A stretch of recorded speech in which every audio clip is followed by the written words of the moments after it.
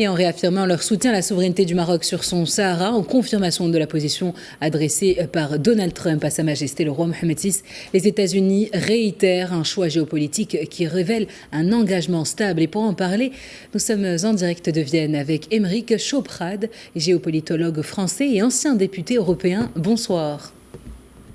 Bonsoir. Alors selon vous, quel est l'impact de la confirmation de la reconnaissance américaine de la souveraineté marocaine par les États-Unis sur la dynamique géopolitique régionale, notamment en Afrique du Nord et au Sahel?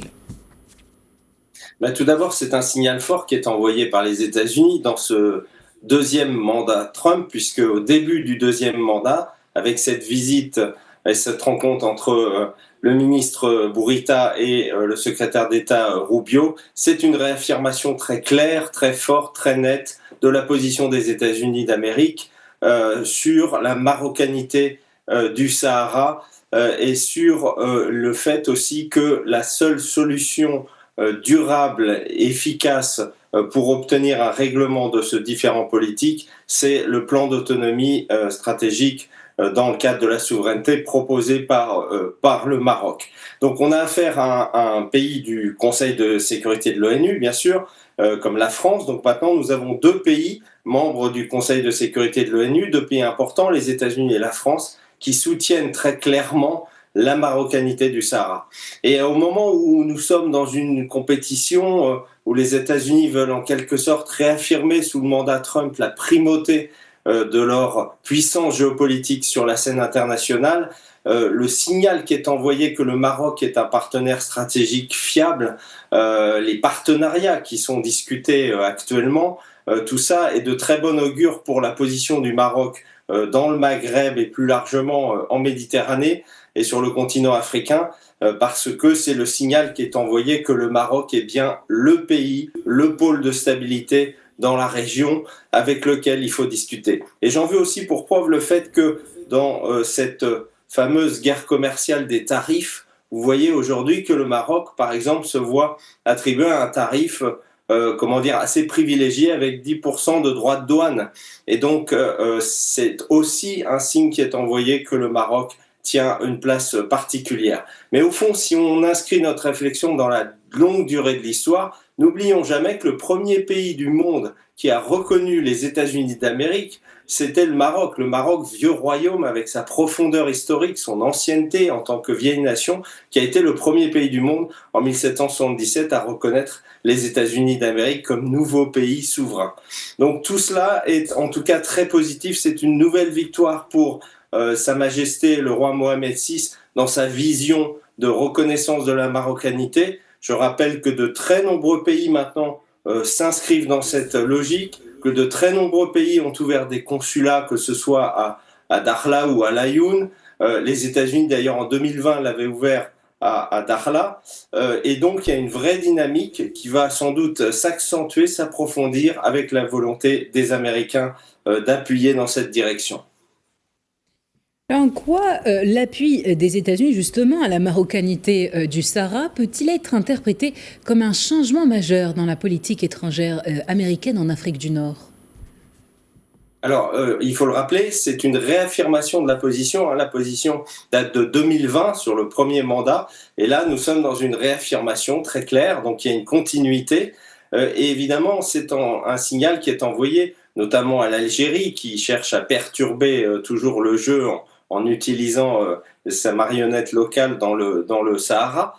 Mais évidemment, c'est un signal très fort pour tous les autres pays africains parce qu'il y a en quelque sorte un sens de l'histoire et ce sens de l'histoire, il est appuyé par la première puissance mondiale.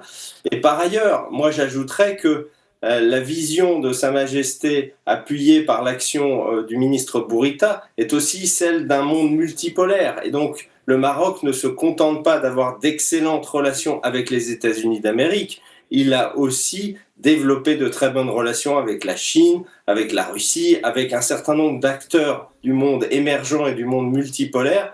Et par conséquent, on peut penser que dans la durée, cette politique de victoire successive, de reconnaissance, va s'amplifier, va s'accentuer, et avec aussi, je l'espère, le soutien constant de mon pays, la France, qui, ne l'oublions pas, donc en juillet 2024, a franchi un pas décisif, après l'Espagne aussi, dans cette direction. Et en même temps, comment est-ce qu'on peut évaluer l'impact de cette reconnaissance américaine sur les relations diplomatiques entre le Maroc et les autres grandes puissances? Vous avez mentionné la Russie ou encore la Chine, mais alors d'autres puissances? Alors écoutez, moi je pense que le Maroc veille à ne pas tomber dans le piège d'une sorte de bipolarité où il serait avec les États-Unis contre d'autres pays.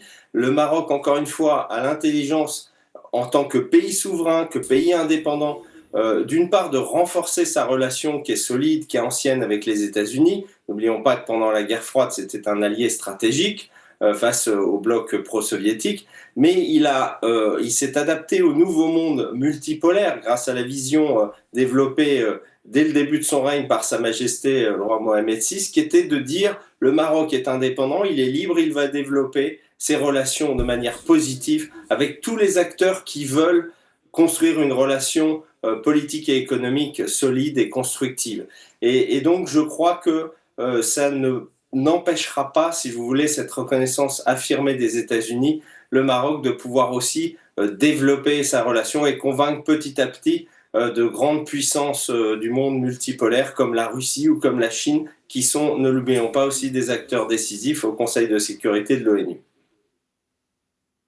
Alors pour revenir à l'autre partie dans ce conflit, l'Algérie qui soutient le Front Polisario et qui a exprimé un mécontentement face à cette reconnaissance. Alors comment cette situation pourrait-elle affecter les relations entre le Maroc et l'Algérie, et ce à court et long terme? Alors vous savez, l'Algérie encaisse depuis pas mal de temps maintenant des défaites stratégiques, puisque les reconnaissances successives sont autant de coups portés à sa politique qui malheureusement pour le peuple algérien, je le dis, est négative, elle n'est pas constructive. Au lieu de chercher un règlement de manière positive avec le Maroc, elle cherche à perturber ce jeu.